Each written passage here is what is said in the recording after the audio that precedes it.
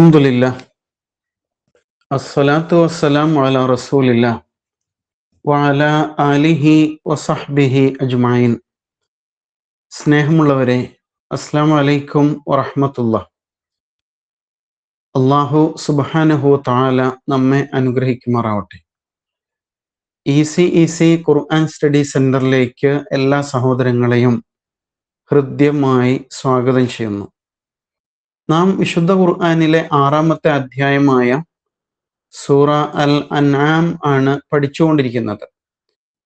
കഴിഞ്ഞ ക്ലാസ്സുകളിൽ സൂറത്തുൽ അൻആമിലെ 158 ആയത്തുകൾ നാം പഠിച്ചു കഴിഞ്ഞു. സൂറത്തുൽ അൻആം സമാപന ഘട്ടത്തിലേക്ക് നീങ്ങിക്കൊണ്ടിരിക്കുകയാണ്. ഒടുവിലായി നാം മനസ്സിലാക്കിയത് വിശുദ്ധ ഖുർആനിനെ കുറിച്ചായിരുന്നു. ഖുർആൻ എന്തുകൊണ്ട് അവതരിച്ചു എന്നതിൻ്റെ ചില ന്യായങ്ങൾ കൂടി പറഞ്ഞു. ഖുർആൻ അവതരിച്ചിരുന്നില്ലെങ്കിൽ ഇപ്പോൾ സൂറത്തുൽ അൻആം ശ്രവിച്ചുകൊണ്ടിരിക്കുന്ന മക്കയിലുള്ള ആളുകൾ അവരെന്ത് പറയും? ഈ വേദഗ്രന്ഥം ഞങ്ങൾക്ക് അവതരിച്ചിട്ടില്ലല്ലോ. വേദം അവതരിച്ചത് മറ്റു പല സമൂഹങ്ങൾക്കുമാണ്. യഹൂദർക്ക് അവതരിച്ചു, ക്രൈസ്തവർക്ക് അവതരിച്ചു, പക്ഷെ ഞങ്ങൾക്ക് അവതരിച്ചില്ല എന്ന് അവർ പറഞ്ഞു കളയും, അങ്ങനെ പിന്മാറിക്കളയും. അതുകൊണ്ട് തന്നെ വേദഗ്രന്ഥത്തിന്റെ അറിവുകൾ ഞങ്ങൾക്കൊട്ടുമില്ല എന്നവർ പറയും. അതല്ലെങ്കിലോ, ഞങ്ങൾക്ക് അവതരിച്ചിരുന്നെങ്കിൽ ഞങ്ങൾ കൂടുതൽ സന്മാർഗം പ്രാപിച്ചവരായേനെ എന്ന് അവര് പറയും. ഇതാ വേദഗ്രന്ഥം അവതരിച്ചിരിക്കുന്നു, സന്മാർഗവും അനുഗ്രഹവുമായിട്ട് ഇതാ അവതരിച്ചിരിക്കുന്നു, അതിനാൽ സ്വീകരിക്കുവിൻ എന്ന് അല്ലാഹു തആല കഴിഞ്ഞ സൂക്തങ്ങളിൽ പറഞ്ഞു. പിന്നെ ഒടുവിൽ 158 എന്താ പറഞ്ഞത്? അതൊക്കെ അവരുടെ വെറും ന്യായവാദങ്ങളാണ്. എങ്ങനെ ഖുർആനിൽ നിന്ന് വഴുതി പോകാം, അതിനു വേണ്ടിയുള്ള വാദങ്ങൾ മാത്രമാണ്. യഥാർത്ഥത്തില് അവരെന്താ ആഗ്രഹിക്കുന്നത്? ഈ സത്യം അവരുടെ മുമ്പിൽ വന്നെത്തിയിട്ടും ഇനി മലക്ക് നേരിട്ട് ഇറങ്ങണം എന്നാണോ? അതല്ലെങ്കിൽ അല്ലാഹു തആല തന്നെ നേരിട്ട് അവതരിക്കണം, അല്ലെങ്കിൽ അവന്റെ ദൃഷ്ടാന്തം കൺമുമ്പിൽ നേരിട്ട് കാണണം എന്നാണോ അവർ ആഗ്രഹിക്കുന്നത്? പക്ഷെ അവർ മനസ്സിലാക്കേണ്ടതുണ്ട്, അങ്ങനെ അല്ലാഹു തആല അല്ലെങ്കിൽ അള്ളാഹുവിന്റെ ദൃഷ്ടാന്തം നേരിൽ അവതരിക്കുന്ന ഒരു ദിവസമുണ്ട്. അത് അന്ത്യ ദിവസമാണ്. ആ നാളില് ആർക്കും ആരുടെയും വിശ്വാസം പ്രയോജനപ്പെടില്ല എന്നൊരു താക്കീതാണ് 158-ാമത്തെ ആയത്തിൽ നടത്തിയത്. അഥവാ വിശ്വസിക്കുന്നുവെങ്കിൽ ഇപ്പോൾ തന്നെ വിശ്വസിക്കൂ, അല്ലാതെ അന്ത്യനാളിന്റെ ദൃഷ്ടാന്തങ്ങൾ കണ്ടിട്ടാണോ ഇനി നിങ്ങൾ വിശ്വസിക്കാൻ പോകുന്നത് എന്ന് അല്ലാഹു തആല ചോദിക്കാൻ. ഇനി നമുക്ക് 159-ാമത്തെ ആയത്ത് മുതലുള്ള ആയത്ത് പഠിക്കാം. അഊദു ബില്ലാഹി മിനശ് ശൈത്വാനിർ റജീം. ബിസ്മില്ലാഹിർ റഹ്മാനിർ റഹീം. ഇന്നല്ലദീന ഫറഖൂ ദീനഹും വകാനൂ ശിയഅൻ ലസ്ത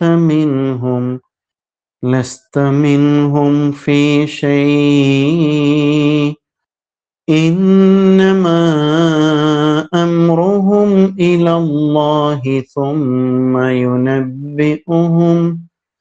ثم ينبئهم بما كانوا يفعلون. من جاء بالحسنة فله عشر أمثالها ومن جاء بالسيئة فلا يجزى إلا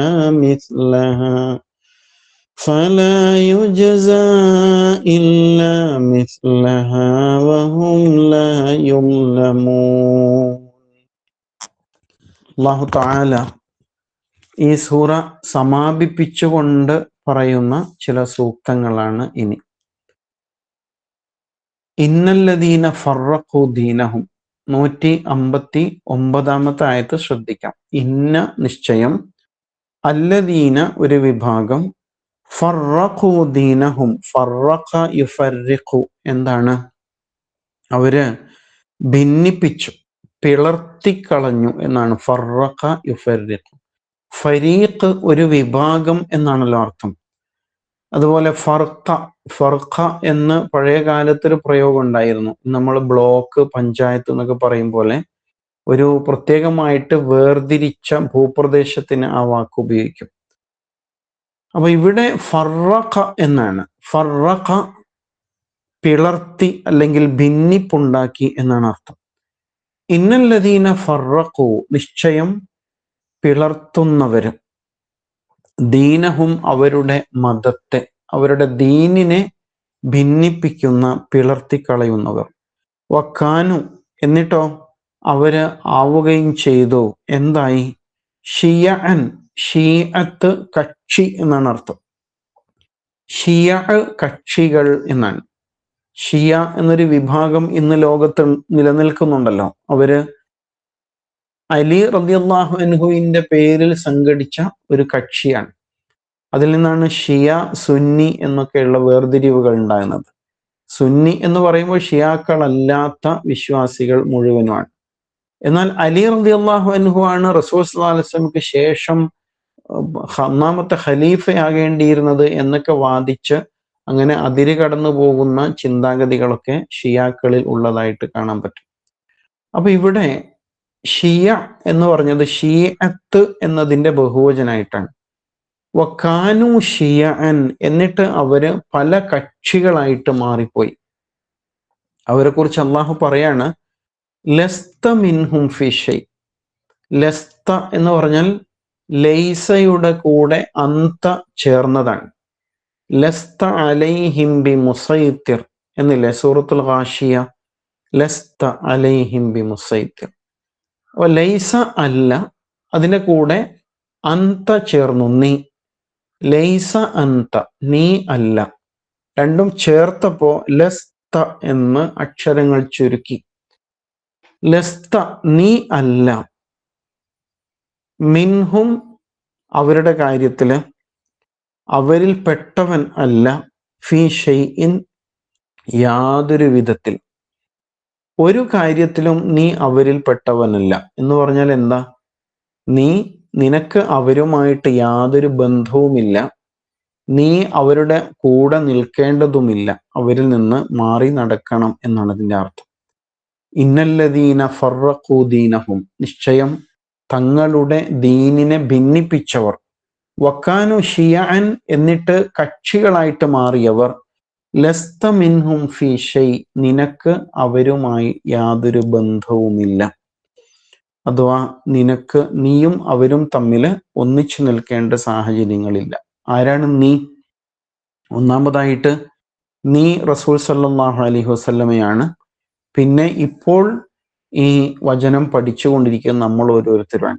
ഭിന്നതയിൽ പങ്കാളിയാകരുത് എന്നാണ് ഇതിന്റെ അർത്ഥം. എന്നിട്ട് അള്ളാഹു താക്കീത് ചെയ്യാണ്, ഇന്നമ, മാത്രമാകുന്നു, അമ്രുഹും, അവരുടെ കാര്യം. അമ്ര, കാര്യം. ഇന്നമാ അമ്രുഹും ഇലല്ലാ, നിശ്ചയം അവരുടെ കാര്യം അള്ളാഹുവിങ്കലേക്കാകുന്നു. അത് നിങ്ങൾ അള്ളാഹുവിലേക്ക് ഫോർവേഡ് ചെയ്താൽ മതി.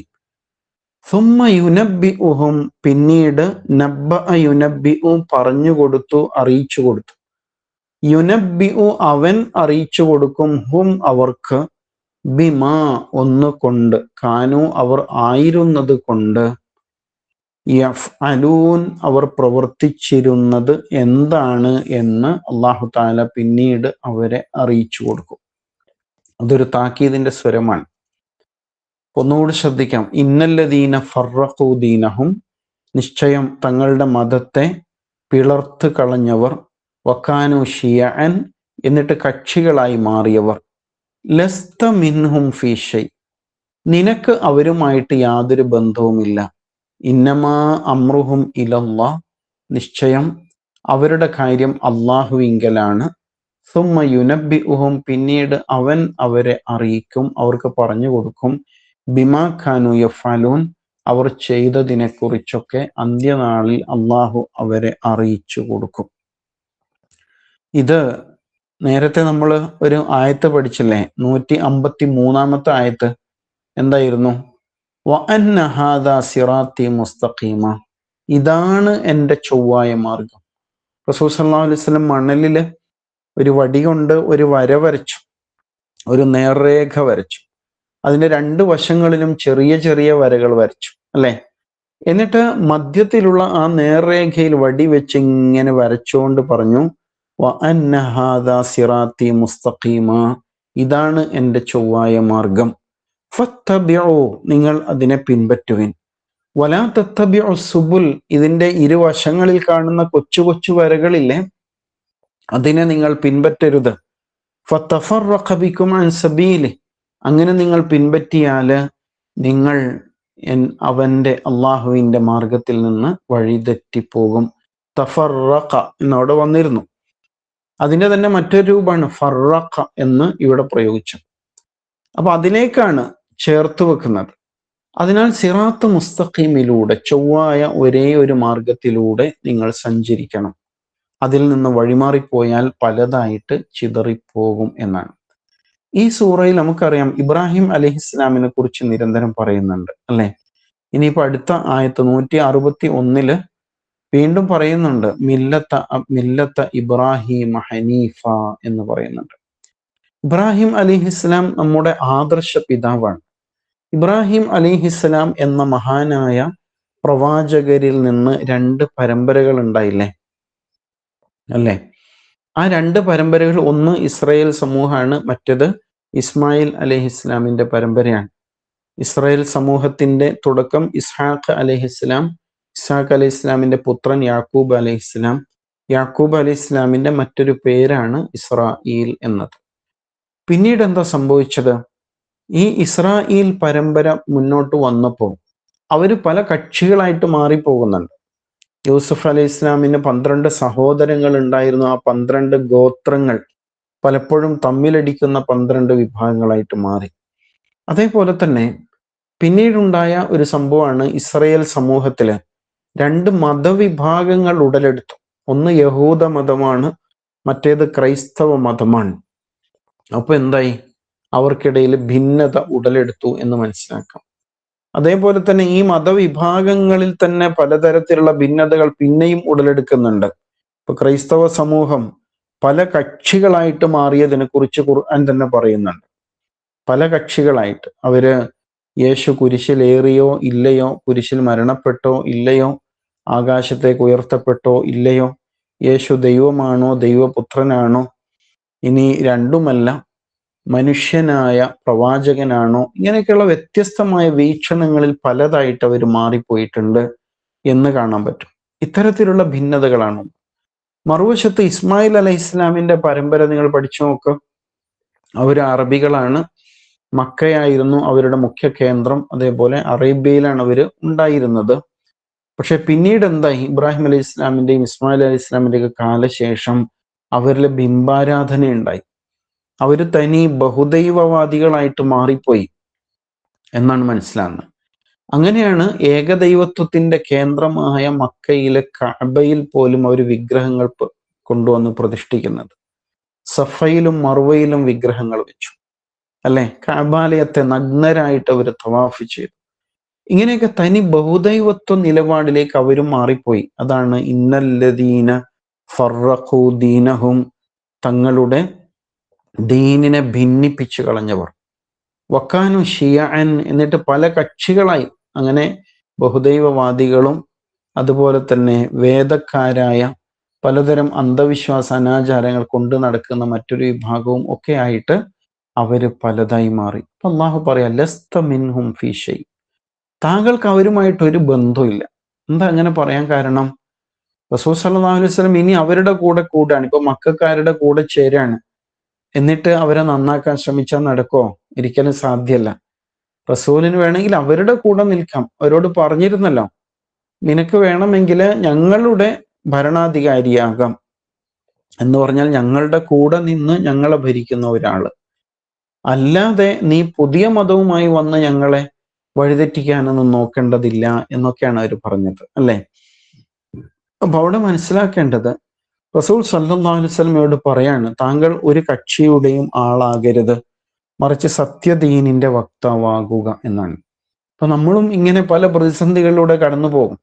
ഇപ്പൊ നമ്മുടെ കുടുംബത്തിൽ തന്നെ പല അന്ധവിശ്വാസ അനാചാരങ്ങളൊക്കെ ഉണ്ടാകുമ്പോൾ, വിശ്വാസപരമായ വ്യതിചലനങ്ങളൊക്കെ ഉണ്ടാകുമ്പോൾ എന്ത് ചെയ്യും എന്ന് ആലോചിക്കൂലേ? എന്താ ചെയ്യേണ്ടത്? ഞാൻ അവരുടെ കൂടെ നിൽക്കണോ? കൂടെ നിന്നില്ലെങ്കിൽ ബന്ധം വഷളാവും, കുടുംബം അറ്റുപോകും, എന്ത് ചെയ്യും എന്നൊക്കെ പറയും. ലസ്ത മിൻഹും ഫി ഷൈ എന്ന് അള്ളാഹു പറയുമ്പോൾ അതിൽ ഖണ്ഡിതമായൊരു നിലപാടുണ്ട്. പക്ഷെ ഇസ്ലാമിക സമൂഹത്തിനകത്തുള്ള ആളുകളാകുമ്പോൾ അവരെ പൂർണ്ണമായിട്ടും മാറ്റി നിർത്തുകയല്ല, അവരെ സംസ്കരിച്ചെടുക്കുകയാണ് വേണ്ടത്. അത് വളരെ ശ്രദ്ധിക്കേണ്ട ഒരു വിഷയമാണ്.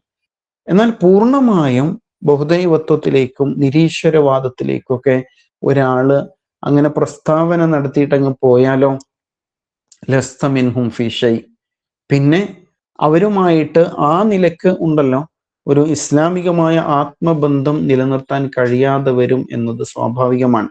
അവർ സത്യത്തിലേക്ക് കൊണ്ടുവരാൻ ശ്രമിക്കണം, അതിനുള്ള അവസരങ്ങൾ ഉപയോഗപ്പെടുത്തണം.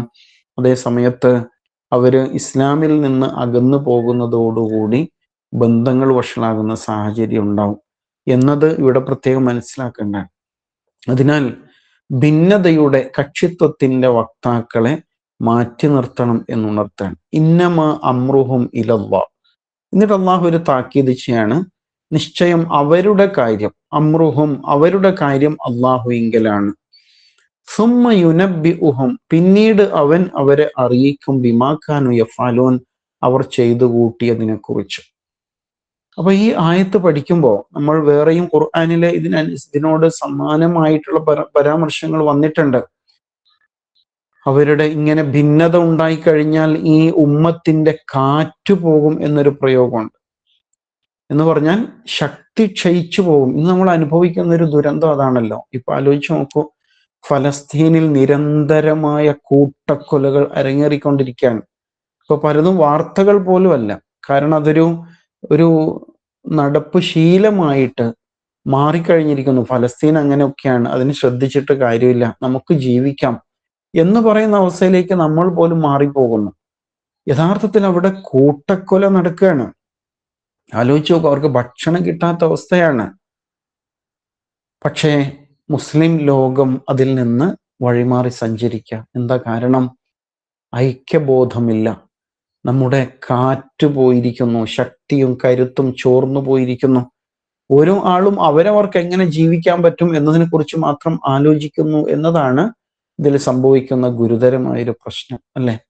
അതാ ഉണ്ടാകുന്നത്. ഖുർആൻ വളരെ ശക്തമായിട്ട് താക്കീത് ചെയ്യുന്നുണ്ട്, വലാ തകൂനു മിനൽ മുശ്രിക്കീൻ, നിങ്ങൾ ബഹുദൈവവാദികളാകരുത്. എങ്ങനെയുള്ള ബഹുദൈവവാദിയാണ്? സാധാരണഗതിയിൽ ബഹുദൈവവാദി എന്ന് പറയുമ്പോൾ വിഗ്രഹാരാധന നടത്തുന്ന, ദൈവം ഒന്നിൽ കൂടുതലുണ്ട് എന്ന് സങ്കല്പിക്കുന്ന ആളുകളെ കുറിച്ചൊക്കെയാണ് നമ്മൾ ചിന്തിക്കുക.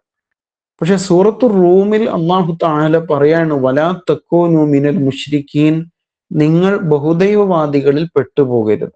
എങ്ങനെയുള്ള ബഹുദൈവവാദിയാണ്? അല്ലദീന ഫറഖു ദീനഹും, തങ്ങളുടെ ദീനിനെ ഭിന്നിപ്പിച്ചവർ. വക്കാനു ഷിയഅൻ, ഇതേ പ്രയോഗം അവിടെ നടത്തുന്നുണ്ട്. എന്നിട്ട് കക്ഷികളായിട്ട് മാറിയവർ. എന്നിട്ടോ കുല്ലു ഹിസ്ബിൻ ബിമാ ലദൈഹിം ഫരിഹൂൻ, ഓരോ കക്ഷിയും അവരവരുടെ കൈവശമുള്ള എന്തൊക്കെയോ ചിലതിന്റെ പേരില് വല്ലാതെ ആഹ്ലാദിച്ച് അഹങ്കരിച്ചു കൊണ്ടിരിക്കുന്നു. ഞങ്ങൾക്കാണ് ആളുകൾ കൂടുതൽ, ഞങ്ങൾക്കാണ് സമ്പത്ത് കൂടുതൽ, ഞങ്ങൾക്കാണ് കെട്ടിടങ്ങൾ കൂടുതൽ, അല്ലെ? ഇങ്ങനെ പലതിന്റെ പേരിലും ആളുകള് അഹങ്കരിച്ചു കൊണ്ടിരിക്കുന്നു, സന്തോഷിച്ചു കൊണ്ടിരിക്കുന്നു എന്ന് പറയുന്നുണ്ട്. അത് വളരെ ആലോചിക്കേണ്ട, സൂക്ഷിക്കേണ്ട ഒരു വിഷയമാണ്. അതേ സമയത്ത് നിങ്ങൾ ആലോചിച്ച് നോക്കൂ, നമ്മൾ പലപ്പോഴും ഇങ്ങനെയുള്ള സൂക്തങ്ങൾ കേൾക്കുമ്പോൾ ഇത് മുസ്ലിം സമൂഹത്തിനകത്തുള്ള സംഘടനകളെ കുറിച്ചാണ് ഈ പറയുന്നത് എന്ന് കരുതും, അല്ലെ? എന്തിനാ ഈ സംഘടന? നിസ്കാരവും നോമ്പൊക്കെ ഉണ്ടായ പോരെ? ഈ സംഘടനകൾ ഉണ്ടായതാണ് ഈ പ്രശ്നങ്ങളിലൊക്കെ അടിസ്ഥാനം എന്ന രൂപത്തിൽ നമ്മൾ പലപ്പോഴും ചിന്തിച്ചു പോകാറുണ്ട്. അതിൽ കുറേയൊക്കെ ശരിയുണ്ടാവും. അതേ സമയത്ത് നമ്മൾ സംഘടിക്കേണ്ടതില്ലേ എന്ന് ചോദിച്ചാലോ, തീർച്ചയായിട്ടും വേണം, അല്ലെ? സംഘടിക്കുമ്പോഴാണ് നമുക്ക് ഒന്നിച്ചു പല കാര്യങ്ങളും ചെയ്യാൻ പറ്റുക. ഇപ്പൊ നമസ്കാരം, സംഘടിത നമസ്കാരം, അതിന് അതിൻ്റെതായ സവിശേഷതയുണ്ട്. സക്കാത്ത് സംഘടിതമാകുമ്പോൾ ഒരുപാട് പ്രശ്നങ്ങൾ പരിഹരിക്കാൻ നമുക്ക് സാധിക്കുന്നുണ്ട്. റമദാനിൽ സംഘടിതമായി നോമ്പെടുക്കുമ്പോൾ നമ്മുടെ സാമൂഹിക അന്തരീക്ഷം തന്നെ വല്ലാതെ അങ്ങ് മാറിപ്പോകുന്നുണ്ട്. സംഘടിതമായിട്ട് അവിടെ ഹജ്ജ് നടക്കുമ്പോൾ 25 ലക്ഷം ഹാജിമാർ ഒരുമിച്ച് കൂടുമ്പോൾ അത് ലോകത്ത് വലിയ ഒരു ചർച്ചയും വലിയ ഒരു സന്ദേശവും പകരുന്നുണ്ട് എന്നൊക്കെ മനസ്സിലാക്കാൻ പറ്റുന്നു. അതിനാൽ സംഘടിക്കരുത് എന്ന് പറയാൻ സാധ്യമല്ല. ഇസ്ലാമിന്റെ കാഴ്ചപ്പാട് തന്നെ സൂറ ആല ഇമ്രാനില് വന്നല്ലോ, വഅതസിമു ബിഹബ്ലില്ലാഹി ജമീഅ, അള്ളാഹുവിന്റെ കയറിനെ നിങ്ങൾ ഒരുമിച്ച് മുറുകെ പിടിക്കുവിൻ, വലാ തഫറഖു, നിങ്ങൾ ഭിന്നിച്ചു പോകരുത്. സംഘടിക്കണം എന്നാണ് അതിന്റെ അർത്ഥം. കുന്തും ഖൈറ ഉമ്മ, നിങ്ങൾ ഒരു ഉത്തമ ഉമ്മത്താണ്, ആദർശബോധമുള്ള സംഘമാണ്, സമൂഹമാണ്. എനിക്ക് ഖുർആൻ പറയുന്നുണ്ട്. അതിനാൽ സംഘടിക്കണം. പക്ഷെ അത് കേവലമായ കക്ഷിത്വത്തിലേക്കും ഭിന്നതയിലേക്കും പോകാൻ പാടില്ല എന്നുള്ളതാണ്.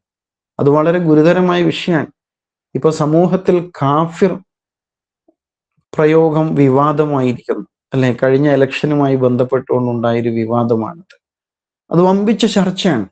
പക്ഷെ അതേ സമയത്ത് മുസ്ലിം സമുദായത്തിന്റെ അകത്ത് വേറൊരു ചർച്ച നടക്കുന്നുണ്ട്. എന്താണ്? ഒരു കൂട്ടര് വേറൊരു കൂട്ടരെ കാഫിറാക്കി, അതാണ് ഉണ്ടായത്. അപ്പോൾ നിങ്ങളാണ് കാഫിർ, അല്ല ഞങ്ങളല്ല കാഫിർ, ഇങ്ങനെ അങ്ങോട്ടും ഇങ്ങോട്ടും തർക്കിച്ചുകൊണ്ടിരിക്കുകയാണ്. യഥാർത്ഥത്തില് കാഫിർ എന്ന വാക്കിന്റെ ആശയം പൊതുസമൂഹത്തിൽ അവതരിപ്പിക്കേണ്ട ഏറ്റവും നല്ലൊരു സന്ദർഭത്തില് നമ്മൾ തമ്മിൽ കാഫിറാക്കിക്കൊണ്ടിരിക്കുകയാണ് അല്ലെ? എന്തൊരു ദുരന്തമാണ്, ആലോചിച്ച് നോക്കൂ. ഇങ്ങനെ നെഗറ്റീവായിട്ട് സംഘടിച്ചിട്ട് അതിൻ്റെ പേരില് അങ്ങോട്ടും ഇങ്ങോട്ടും ആക്രമിക്കുന്ന, ചെളിവാരി എറിയുന്ന തരത്തിൽ ഉള്ള ഒരു സംസ്കാരം സൃഷ്ടിച്ചെടുക്കുമ്പോൾ അത് ഗുരുതരമായ പ്രശ്നം തന്നെയാണ്. അതേ സമയത്ത് വ്യത്യസ്തമായ കാഴ്ചപ്പാടിൽ ഇസ്ലാമിക സമൂഹത്തിന് സംഘടിച്ചുകൂടെ? സംഘടിക്കാം.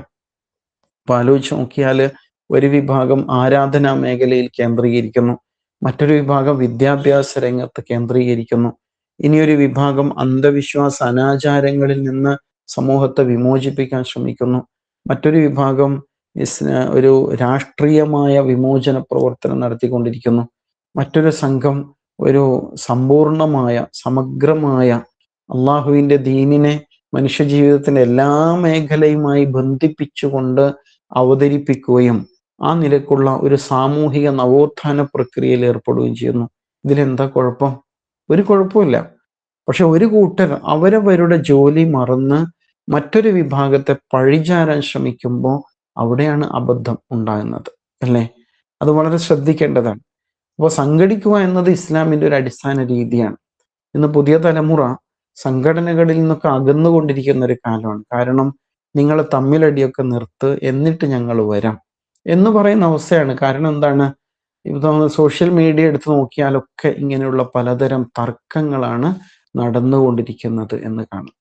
അപ്പോൾ തീർച്ചയായിട്ടും അനാരോഗ്യകരമായ തർക്കങ്ങളിൽ നിന്ന് വിട്ടു നിൽക്കേണ്ടതുണ്ട്. ഇവിടെ ഈ ആയത്തുകൊണ്ട് ഉദ്ദേശിച്ചത് പ്രവാചകന്മാരുടെ പിൻഗാമികളായ ആ ഒരു പിൻബലമുള്ള സമൂഹം, ആ പാരമ്പര്യത്തിൽ മുന്നോട്ട് വന്ന സമൂഹം പിന്നീട് പല കക്ഷികളായി മാറി. യഹൂദരായി, ക്രൈസ്തവരായി, അതുപോലെ മക്കയിലെ ബഹുദൈവവാദികളായി, ഇങ്ങനെ പല തരത്തിലും ഭിന്നിച്ചു പോയിരിക്കുന്നു എന്നതിനെ കുറിച്ചാണ് മുഖ്യമായിട്ട് ഇവിടെ ഉദ്ദേശിക്കുന്നത്. അതേസമയം നമ്മൾ ആത്മവിചാരണ നടത്തേണ്ടതുണ്ട്. മുസ്ലിം സമുദായം ഒരു 200 കോടിയോളം ഉണ്ട് അല്ലെ? 60-ലേറെ രാജ്യങ്ങളുണ്ട്. വലിയ സാമ്പത്തിക ശേഷിയും സൈനിക ശേഷിയും ഒക്കെ ഉണ്ട്. എല്ലാം ഉണ്ടായിട്ടും ഐക്യപ്പെടാൻ കഴിയാതെ എന്തുകൊണ്ട് ശിഥിലമായി പോകുന്നു എന്നതിനെ കുറിച്ച് ഗൗരവത്തിൽ ആലോചിക്കണം. അവിടെ മനസ്സിലാക്കേണ്ടത് അതൊരു ഘട്ടം കഴിഞ്ഞാൽ അതൊരു പരീക്ഷണമായിട്ട് മാറും എന്നുള്ളതാണ്. അള്ളാഹു നമ്മെ ശിക്ഷിക്കാൻ തീരുമാനിക്കും. എങ്ങനെ? ഈ നിലയ്ക്ക് കക്ഷികളായിട്ട് മാറുമ്പോൾ. അതാണ് ഇന്നമാ അമ്രുഹും ഇലല്ലാഹ്, അവരുടെ കാര്യം അള്ളാഹുവിന് വിട്ടേക്ക് എന്ന് അള്ളാഹു പറയുമ്പോൾ ഞാൻ അവനെ കൈകാര്യം ചെയ്തോളും എന്നുള്ള താക്കീതാണ്. പരലോകത്തെത്തുമ്പോഴോ സുമ്മ യുനബ്ബിഉഹും ബിമാ കാനൂ യഫ്അലൂൻ, മറ്റേ കക്ഷിയെ പരാജയപ്പെടുത്താൻ, അവരെ മോശമാക്കാൻ വേണ്ടിയിട്ട് നിങ്ങൾ എന്തൊക്കെ കുതന്ത്രങ്ങൾ പ്രയോഗിച്ചു എല്ലാം ബോധ്യപ്പെടുത്തും എന്നും അള്ളാഹു താല ചേർത്ത് പറയാൻ. ഇനി അടുത്ത ആയത്തില് 160-ാമത്തെ ആയത്തില് വളരെ ശ്രദ്ധേയമായ മറ്റൊരാശയം ഇതോട് ചേർത്തുകൊണ്ട് തന്നെയാണ് പറയുന്നത്. മൻ ജാഅ ബിൽ ഹസനതി ഫലഹു അശ്റു അംസാലിഹാ ومن جاء بالسيئة فلا يجزى إلا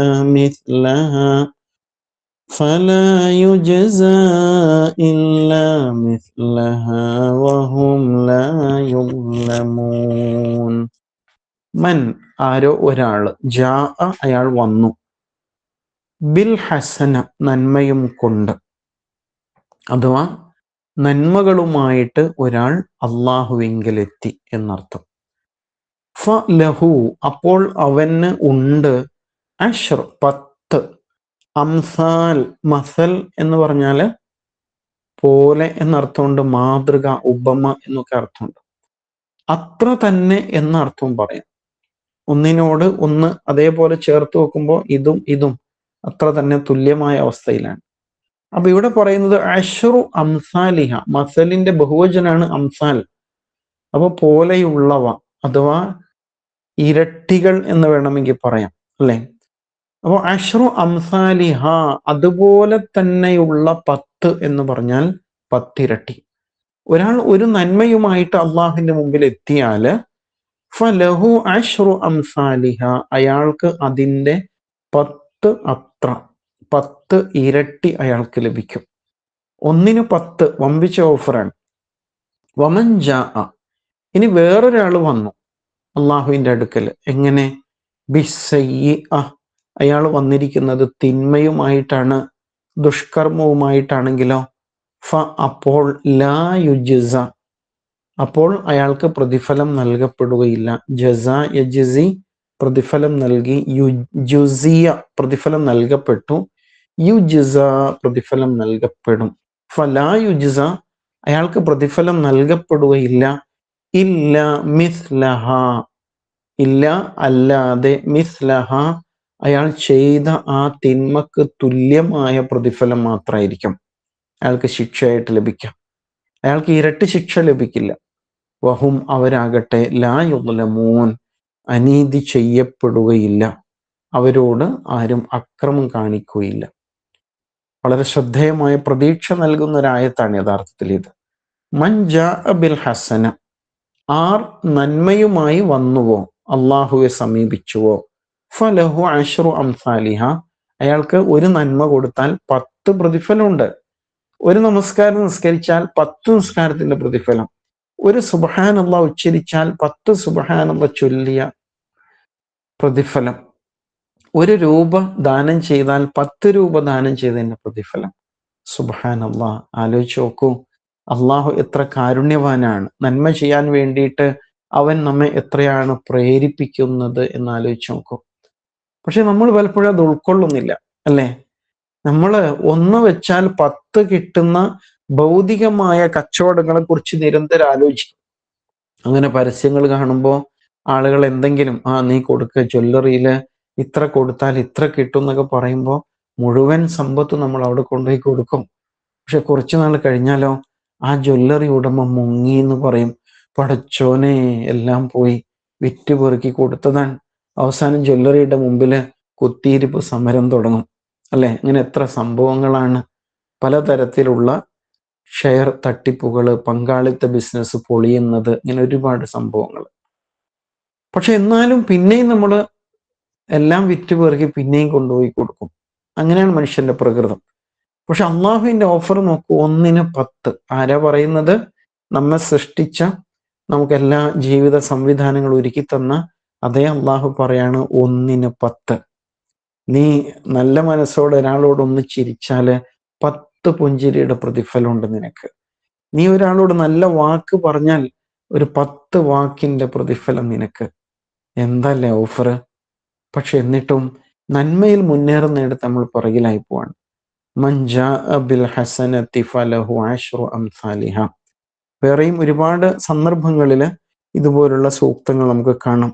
മുൻദല്ലദി യുഖ്രിദുല്ലാഹ ഖർദൻ ഹസന, അള്ളാഹുവിന് ഉത്തമമായ കടം കൊടുക്കുന്നവൻ ആരുണ്ട്?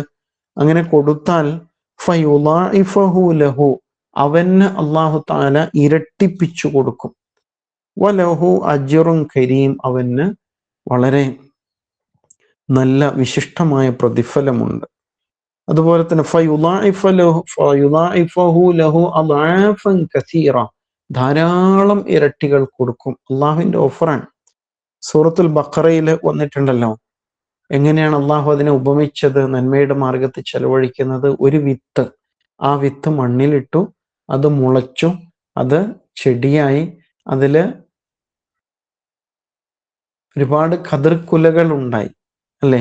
7 കതിർക്കുലകൾ ഉണ്ടായി. ഓരോ കതിരിലും 100 വീതം ധാന്യമണി ഉണ്ടായി. അപ്പൊ എത്രയായി? ഒരു വിത്താണ്, ആ വിത്തിൽ നിന്ന് 7 കതിർക്കുല, ഓരോന്നിലും 100 വീതം ധാന്യങ്ങൾ. അപ്പോ 700, അല്ലെ? ഒന്നിന് 700 അവിടെ ഓഫർ ചെയ്തിരിക്കുന്നത്. ഇനി ഉഹദ് മലയോളം എന്നൊക്കെയുള്ള വമ്പിച്ച ഓഫറുകൾ പിന്നെയും കാണാം. അതേസമയം അതിന്റെ മറുവശം പറയാണ്, വമൻ ജാഅ ബിസ്സയ്യിഅ, സയ്യിഅ തിന്മയാണ്, ഹസനത്തിന്റെ മറുവശമാണ് സയ്യിഅ. ഒരാള് തിന്മയുമായിട്ട് വന്നു, ഒരു തെറ്റ് ചെയ്തിട്ട് അള്ളാഹുവെ കണ്ടുമുട്ടിയാൽ അയാൾക്ക് എത്രയാണ് ശിക്ഷ? 10 ഇരട്ടി ശിക്ഷയുണ്ടോ? ഇല്ല. ഫലാ യുജ്സ ഇല്ലാ മിത്ലഹ, അയാൾ ചെയ്തതിന് തുല്യമായ ശിക്ഷ മാത്രമേ ഉണ്ടാവുള്ളൂ. അയാൾ 100 രൂപ മോഷ്ടിച്ചാല് 1000 രൂപ മോഷ്ടിച്ചു എന്ന് പറഞ്ഞ് ശിക്ഷിക്കോ? ഇല്ല. 100 രൂപ മോഷ്ടിച്ചതിന്റെ ശിക്ഷ മാത്രമേ ഉണ്ടാവുള്ളൂ. ഒരു കള്ളം പറഞ്ഞാൽ 10 കള്ളം പറഞ്ഞു എന്ന് പറഞ്ഞ് ശിക്ഷിക്കോ? നീ അല്ലെങ്കിലും അങ്ങനെയാണ്, നമ്മൾ അങ്ങനെയല്ലേ പറയാം. അങ്ങനെ അള്ളാഹു ശിക്ഷിക്കില്ല. മറിച്ച് ഒരു കള്ളം പറഞ്ഞതിന്റെ ശിക്ഷ മാത്രം. അള്ളാഹു വീണ്ടും കാരുണ്യം പ്രകടിപ്പിക്കാൻ, ഫലാ യുജ്സ ഇല്ലാ മിത്ലഹ വഹും ലാ യുളമൂൻ, അവർ അതിക്രമം ചെയ്യപ്പെടില്ല, അവർ അന്യായമായിട്ട് പീഡിപ്പിക്കുകയില്ല. അള്ളാഹു പറയാണ്. ഹദീസിലൊക്കെ അത് വിശദീകരിച്ചുകൊണ്ട് വന്നതായിട്ട് നമുക്ക് കാണാൻ പറ്റും. ഒരാള് ഒരു നന്മ ചെയ്യാൻ ആഗ്രഹിച്ചിട്ടേ ഉള്ളൂ. ഇന്ന് ക്ലാസ് കയറണമെന്ന് എനിക്ക് വലിയ ആഗ്രഹം ഉണ്ടായിരുന്നു, പക്ഷേ പെട്ടെന്ന് ഒരു സ്ഥലത്തേക്ക് പോകേണ്ടി വന്നു, ഒരു മരണവിവരം വന്നു, അങ്ങനെ ക്ലാസ് കേൾക്കാൻ പറ്റില്ല. ക്ലാസ് കേൾക്കണം ആഗ്രഹിച്ചിരുന്നു, ആഗ്രഹിച്ചതിനൊരു പ്രതിഫലമുണ്ട്, കേൾക്കാൻ കഴിഞ്ഞില്ലെങ്കിലും. അപ്പൊ ഒരു നന്മ ആഗ്രഹിച്ചാൽ അതിന് പ്രതിഫലം, അത് ചെയ്യാൻ പറ്റിയില്ലെങ്കിലും. ചെയ്താലോ ഈ പറഞ്ഞ പോലെ അതിന് 10 മുതൽ 700 ഇരട്ടി വരെ പ്രതിഫലമാണ്. സുബ്ഹാനല്ലാഹ്. ഇനി ഒരാൾ ഒരു തിന്മ ചെയ്യാൻ ആഗ്രഹിച്ചു, പക്ഷെ ആ തിന്മ ചെയ്യാൻ പറ്റിയില്ല, അങ്ങനെയാണെങ്കിലോ അതിനൊരു പ്രതിഫലമുണ്ട്. ആലോചിച്ച് നോക്കൂ, ഒരു തിന്മ ചെയ്യാൻ ആഗ്രഹിച്ചു, പക്ഷെ അയാളത് ചെയ്തില്ല. ഒന്നുകിൽ വേണ്ട, അള്ളാഹുവിനെ പേടിച്ച് വേണ്ടാന്ന് വെച്ചു, അല്ലെങ്കിൽ അത് നല്ലതെല്ലാം തീരുമാനിച്ചു, അല്ലെങ്കിൽ അയാൾക്ക് അത് ചെയ്യാൻ പറ്റിയില്ല. അങ്ങനെ ചെയ്യാൻ പറ്റിയില്ലെങ്കിൽ അതിനൊരു പ്രതിഫലം. ഇനി ആ തിന്മ ചെയ്താൽ ഒരു തിന്മ മാത്രമേ രേഖപ്പെടുള്ളൂ എന്ന് ഹദീസിൽ കാണാം. അപ്പൊ അത് വമ്പിച്ചൊരു ഓഫറാണ്. അപ്പൊ അല്ലാഹു തആല എന്തിനാണ് ഇവിടെ ഇങ്ങനെ പറഞ്ഞതെന്നറിയാം? നമ്മൾ അവസരങ്ങൾ ഉപയോഗപ്പെടുത്തണം. നല്ലതാണ്, സംഘടിക്കുന്നത് നല്ലതാണ്, സാമൂഹ്യ പ്രവർത്തനമൊക്കെ നല്ലതാണ്. പക്ഷെ അത് മറ്റുള്ളവരെ പഴിചാരാൻ വേണ്ടി ആകരുത്. ഒരു നന്മ ചെയ്താൽ അതിന് പ്രതിഫലമുണ്ട്. ഇപ്പൊ വയനാട് സംഭവത്തില് ലോകം മുഴുവനും ഒന്നിച്ചു, പക്ഷെ അവിടെയൊക്കെ നമ്മൾ ചില പഴിചാരലുകൾ കേട്ടു, അല്ലെ? ഭക്ഷണം കൊടുക്കുന്ന ആൾക്കാരെ വിലക്കി കളഞ്ഞ വേറൊരു കൂട്ടര്, ഒരു കൂട്ടർ ചെയ്യുന്നതിനെ താഴ്ത്തി കെട്ടി പറയുന്ന വേറൊരു കൂട്ടര്, യൂണിഫോം ഒക്കെ ഇട്ടിട്ട് വെറുതെ പെട്ടെന്ന് ഇന്നലെ പോയിട്ട് തയ്ച്ചു കൊണ്ടുവന്ന യൂണിഫോമാണ്, മണ്ണ് പെരങ്ങാത്ത ആൾക്കാരാണ്, ഇങ്ങനെ പല കളറിലുള്ള യൂണിഫോം ഇട്ടിട്ട് ചാനലുകൾക്ക് മുമ്പിൽ അവരിങ്ങനെ വെറുതെ പ്രദർശിപ്പിക്കുകയാണ്. ഇങ്ങനെയൊക്കെ പറഞ്ഞല്ലോ. എന്തിനാണ് പഴിചാരലുകൾ? എന്തെങ്കിലും ഒരു നന്മ ചെയ്യാൻ പറ്റുമെങ്കിൽ അത് ചെയ്യുക എന്നതല്ലേ പ്രധാനം? അതാണ് പ്രധാനം. അതുകൊണ്ട് അല്ലാഹു സുബ്ഹാനഹു തആല നന്മ ചെയ്യാൻ പ്രേരിപ്പിക്കാൻ, നീ ഒരു നന്മ ചെയ്യുന്നവനാണെന്ന് കരുതി അത് മറ്റുള്ളവരെ ആക്ഷേപിക്കാനുള്ള ലൈസൻസ് ആണെന്ന് കരുതരുത്. അങ്ങനെ പലപ്പോഴും നമുക്ക് സംഭവിക്കുന്ന ഒരു അബദ്ധം. ഞാൻ നിസ്കരിക്കുന്നുണ്ടെങ്കിൽ എനിക്ക് നമസ്കരിക്കാത്ത ആളുകളെ കുറിച്ച് കുറ്റം പറയാനുള്ള അവകാശമുണ്ട് എന്ന് നമ്മൾ ധരിച്ചു പോകും. അയാൾ പള്ളിയിൽ വരുന്നില്ല, അയാൾ നിസ്കരിക്കുന്നില്ല, ഇങ്ങനെയൊക്കെ പറയുന്നത് കേട്ടിട്ടില്ലേ? അങ്ങനെ സംഭവിക്കാം. അത് വേണ്ടതില്ല. അതിനാൽ നന്മ ചെയ്താൽ 10 കൂലി, തിന്മ ചെയ്താലോ ആ ഒരു തിന്മ മാത്രം, അതിനനുസരിച്ച് അള്ളാഹു ശിക്ഷിക്കുള്ളൂ. വഹും ലാ യുളമൂൻ, അവൻ ഒരിക്കലും അതിക്രമം പ്രവർത്തിക്കുന്നവനല്ല എന്ന വാക്ക് പറയുകയാണ് അല്ലാഹു തആല. അടുത്ത ഒരായത്ത് കൂടി നമുക്ക് പറഞ്ഞ് അവസാനിപ്പിക്കാം. ഖുൽ ഇന്നനി ഹദാനി റബ്ബി ഇലാ സിറാത്തി മുസ്തഖീം. ഖുൽ പറയൂ പ്രവാചക, ഇന്നനി തീർച്ചയായും ഞാൻ, ഹദ എന്നെ വഴി കാണിച്ചിരിക്കുന്നു, നീ എന്നെ, ഹദ വഴി കാണിച്ചു, നീ എന്നെ, റബ്ബി എൻ്റെ റബ്ബ്, എൻ്റെ റബ്ബ് എനിക്ക് വഴി കാണിച്ചു തന്നു. എങ്ങോട്ട്? ഇലാ സിറാത്തി മുസ്തഖീം, ചൊവ്വായ മാർഗത്തിലേക്ക് എനിക്ക് അവൻ വഴി കാണിച്ചു തന്നു. നേരത്തെ പറഞ്ഞ വ അന്ന ഹാദാ സിറാത്തി മുസ്തഖീമ ഇല്ലേ, 153, അതേ വഴി തന്നെയാണ്. ഇതേ വഴിയാണ് അള്ളാഹുവോട് 5 നേരവും നമ്മൾ തേടിക്കൊണ്ടിരിക്കുന്ന ഇഹ്ദിന സിറാത്തൽ മുസ്തഖീം അല്ലെ. എന്നിട്ട് പറയാണ് അതെന്താണ് ആ വഴി? ദീനൻ ഖിയമൻ മില്ലത്ത ഇബ്രാഹിം ഹനീഫ.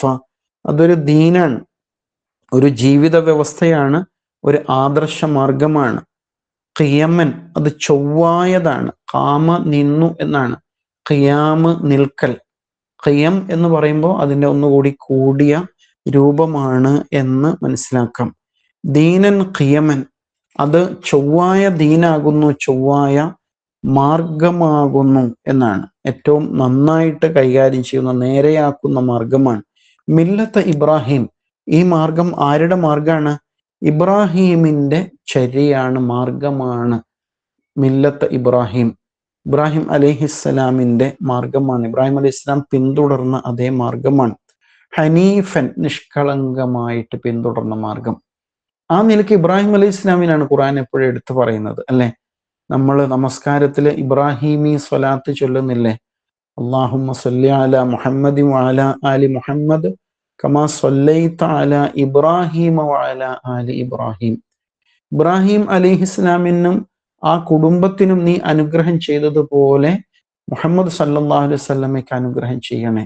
എല്ലാം ഇബ്രാഹിം അലൈഹി ഇസ്ലാമിലേക്കാണ്. കാരണം എന്താണ്? റസൂൽ സല്ലല്ലാഹു അലൈഹി വസല്ലം ഇങ്ങനെ അരുളിയിട്ടുണ്ട്, അന ദഅവത്തു അബീക്കും ഇബ്രാഹിം, ഞാൻ നിങ്ങളുടെ ആദർശ പിതാവായ ഇബ്രാഹിമിന്റെ പ്രാർത്ഥനയുടെ ഉത്തരമാണ്. ഖുർആനില് നമ്മൾ അങ്ങനെയുള്ള പ്രാർത്ഥനകൾ പഠിക്കുന്നുണ്ട്. പടച്ചവനെ, ഒരു പ്രവാചകനെ നീ ഇവരിൽ നിയോഗിക്കണമേ എന്ന്. അതിന്റെ ഉത്തരമാണ്. അതുകൊണ്ട് ആ ഒരു ബന്ധം, നമ്മുടെ എല്ലാം ആദർശ പിതാവായിട്ട് ഇബ്രാഹിം അലൈഹി ഇസ്ലാമിനെയാണ് നമ്മൾ ഉൾക്കൊള്ളുന്നത്. അതാണ് ഇവിടെ പ്രഖ്യാപിക്കുന്നത്. ഇത് റസൂൽ സല്ലല്ലാഹു അലൈഹി വസല്ലമയോട് പ്രഖ്യാപിക്കാൻ അള്ളാഹു ആവശ്യപ്പെട്ടതാണ്. ഖുൽ പറയൂ, ഇന്നനി ഹദാനി റബ്ബി ഇലാ സിറാത്തി മുസ്തഖീം, എൻ്റെ നാഥൻ എനിക്ക് നേരായ വഴി കാണിച്ചു തന്നിരിക്കുന്നു. ദീനൻ ഖിയമം മില്ലത്ത ഇബ്രാഹിമ ഹനീഫ, അതായത് ഋജുവായ നേരായ ദീനാണത്. ഇബ്രാഹിം അലൈഹിസ്സലാമിന്റെ നിഷ്കളങ്കമായി പിന്തുടർന്ന മതമാണ് ഹനീഫ്, നേർക്ക് നേരെ ചൊവ്വായ രൂപത്തിൽ. വമാക്കാന മിനൽ മുശ്രിക്കീൻ, ഇബ്രാഹിം അലൈഹിസ്സലാം ബഹുദൈവാരാധകരിൽ പെട്ടവനായിരുന്നില്ല. ഇത് നമുക്കിപ്പോ പറയാനൊരു പ്രയാസമില്ല. അതേ സമയത്ത് ചില സന്ദർഭങ്ങളിൽ അത് വിളിച്ചു പറയാൻ പ്രയാസം ഉണ്ടാവും അല്ലെ. ആൾക്കൂട്ട കൊലകളും മറ്റുമൊക്കെ സംഭവിക്കുമ്പോൾ ഒരു ആദർശ നിലപാട് വെളിപ്പെടുത്താൻ നമുക്ക് കഴിയുമോ? മക്കയിൽ അന്ന് റസൂൽ സ്വല്ലല്ലാഹു അലൈഹി വസല്ലം അനുഭവിക്കുന്നത് അത്തരമൊരു സാഹചര്യമാണ്. അവിടെയാണ് ഈ പ്രഖ്യാപനം. അതിനാൽ ഇതൊരു ജീവൻ മരണ പ്രഖ്യാപനമാണ് എന്ന് മനസ്സിലാക്കണം. നമ്മൾ വജ്ജഹത്തുവിൽ പ്രഖ്യാപിക്കുന്നത് യഥാർത്ഥത്തിൽ ഇതിൻ്റെ ഭാഗമായിട്ടുള്ളതാണ്. അടുത്ത സൂക്തങ്ങളിൽ വജ്ജഹത്തുവിൽ നമ്മൾ പ്രഖ്യാപിക്കുന്ന വചനങ്ങൾ വരുന്നുണ്ട് എന്ന് കാണാം. അപ്പൊ സൂറ സമാപിക്കുന്ന ഘട്ടത്തിൽ റസൂൽ സല്ലല്ലാഹു അലൈഹി വസല്ലം ഒരുപാട് വിഷയങ്ങൾ ഈ സൂറയിൽ കടന്നു വന്നല്ലോ. ശിർക്കും തൗഹീദും വേർതിരിക്കുന്ന ഒരുപാട് പാഠങ്ങൾ. ഒടുവിൽ തൻ്റെ നിലപാട് പറയാണ്, നിങ്ങൾ ഇനി സ്വീകരിച്ചാലും ഇല്ലെങ്കിലും ഞാൻ ഈ ചൊവ്വായ മാർഗത്തിലൂടെ മുന്നോട്ട് പോകും. ഇത് ഞാനായിട്ടുണ്ടാക്കിയതല്ല, ആദർശ പിതാവ് ഇബ്രാഹിം അലൈഹിസ്സലാം. ഇങ്ങനെ പറയാൻ കാരണം എന്താണ്? മക്കക്കാര് അവരുടെ പിതാവായിട്ട്, ആദർശ പിതാവായിട്ട് പറയുന്നത് ഇബ്രാഹിം അലൈഹി ഇസ്ലാമിനെയാണ്. അതുകൊണ്ട് കൂടിയാണ് അള്ളാഹു താല ഇബ്രാഹിം അലൈഹി ഇസ്ലാമിനെ എടുത്തു പറയുന്നത്. അപ്പൊ ഞാൻ പുതിയ മതം കൊണ്ടുവന്നവനല്ല, നിങ്ങളുടെ കൂടി പിതാവായ ഇബ്രാഹിം അലൈഹി ഇസ്ലാമിന്റെ അതേ വഴിയിലാണ് ഞാൻ സഞ്ചരിക്കുന്നത് എന്നുകൂടി അവരെ ഓർമ്മപ്പെടുത്തിയതാണ്. സൂറ സമാപിക്കുമ്പോൾ നമ്മുടെ മനസ്സും ആ നിലയ്ക്ക് ഉണ്ടല്ലോ. ഞാൻ വഴികേടുകളിൽ നിന്ന് മുക്തനാണ്, ഭിന്നതകളിൽ നിന്ന്, കേവലമായ കക്ഷിത്വങ്ങളിൽ നിന്ന് മാറി നടക്കുന്നവനാണ്, ദീനിന്റെ യഥാർത്ഥ സംഘടിത ബോധം ഉൾക്കൊണ്ടുകൊണ്ട് മുന്നോട്ട് പോകുന്ന ആളാണ്. അതിനാൽ ഒരു വഴികേടിലും ഞാൻ ചെന്നുപെടില്ല, സിറാത്തുൽ മുസ്തഖീമിലൂടെ മുന്നോട്ട് പോകുന്നവനാണ് എന്ന് നമ്മളും തീരുമാനിക്കുക എന്നതാണ് ഉണർത്താനുള്ളത്. അല്ലാഹു സുബ്ഹാനഹു തആല നമ്മെ അനുഗ്രഹിക്കുമാറാവട്ടെ. സൂറത്തുൽ അൻആം സമാപിക്കാൻ പോവുകയാണ്. ഇൻഷാ അല്ലാഹ് അടുത്ത ക്ലാസ്സോടുകൂടി നമുക്ക് പൂർത്തീകരിക്കണം. നമ്മൾ പഠിച്ചു പോയ സൂക്തങ്ങൾ 1, 2, 3 ആയത്തുകളൊക്കെയാണ് ഓരോ ക്ലാസ്സിൽ നമ്മൾ കേട്ടുകൊണ്ടിരിക്കുന്നത്. ഒന്നുകൂടി കണ്ണോടിച്ചാൽ ഒരുപാട് പ്രയോജനപ്പെടും. കുറേയൊക്കെ വീഡിയോസ് നമുക്ക് ലഭ്യമാണ്. അതൊക്കെ ഉപയോഗപ്പെടുത്തിയിട്ട് കൂടുതൽ പഠിക്കുവാനും ഉൾക്കൊള്ളുവാനുമുള്ള ശ്രമങ്ങൾ നടക്കണം. അല്ലാഹുവേ, ഞങ്ങളെ അനുഗ്രഹിക്കണേ റബ്ബേ. സംഭവിച്ചു പോയ അബദ്ധങ്ങൾ, തെറ്റുകുറ്റങ്ങൾ വിട്ടുവീഴ്ച ചെയ്ത് പുറത്തു തരണേ നാഥ. ഞങ്ങളുടെ എല്ലാ സതുദ്ദേശങ്ങളും സഫലീകരിക്കണേ റബ്ബേ. എല്ലാ പ്രയാസങ്ങളിൽ നിന്നും പരീക്ഷണങ്ങളിൽ നിന്നും കാവൽ നൽകണേ റബ്ബേ. ഒരുപാട് രോഗികൾ, പ്രയാസങ്ങളുള്ളവർ, വാർദ്ധക്യ സഹജമായ ബുദ്ധിമുട്ടുള്ളവരുണ്ട് റബ്ബേ. എല്ലാവർക്കും ശിഫ നൽകി അനുഗ്രഹിക്കണേ റബ്ബേ. ഞങ്ങളിൽ നിന്ന് മൺമറഞ്ഞു പോയ മാതാപിതാക്കൾ, ബന്ധുമിത്രാദികൾ, സഹോദരി സഹോദരങ്ങൾ എല്ലാവരെയും നിന്റെ ജന്നാത്തുൽ ഫിർദൗസിൽ ഒരുമിച്ച് ചേർക്കണേ നാഥ. റബ്ബന ആതിന ഫിദ് ദുനിയ ഹസനതൻ വഫിൽ ആഖിറതി ഹസനതൻ വഖിന അദാബന്നാർ. റബ്ബന തഖബ്ബൽ മിന്ന ഇന്നക അൻതസ് സമീഉൽ അലീം വതുബ് അലൈന ഇന്നക അൻത തവ്വാബുർ റഹീം. വസല്ലല്ലാഹു അലാ മുഹമ്മദിൻ വഅലാ ആലിഹി വസഹ്ബിഹി അജ്മഈൻ. വൽഹംദുലില്ലാഹി റബ്ബിൽ ആലമീൻ. അസ്സലാമു അലൈക്കും വറഹ്മത്തുള്ളാഹി. വഅലൈക്കും അസ്സലാം വറഹ്മത്തുള്ളാഹി വബറകാതുഹു.